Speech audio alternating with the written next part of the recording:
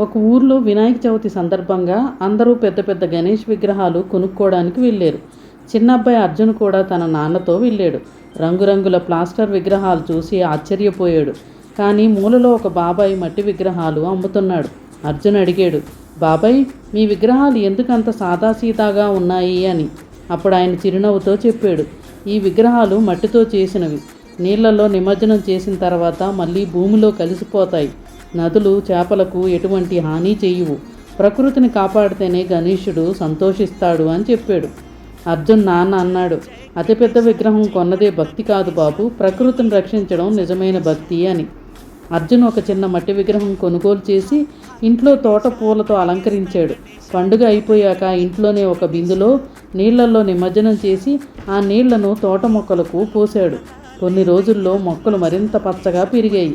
అర్జున్ ఆనందంగా అన్నాడు, చూడండి నాన్న, గణేశుడు మన ఇంట్లోనే ఉండి ఆశీర్వదిస్తున్నాడు అని. గణేశుని పూజించడం అంటే పెద్ద పెద్ద విగ్రహాలు కొనడం కాదు, ప్రకృతిని కాపాడటం. పర్యావరణానికి హాని చేయని విగ్రహాలను ఎంచుకోవడమే నిజమైన వినాయక పూజ.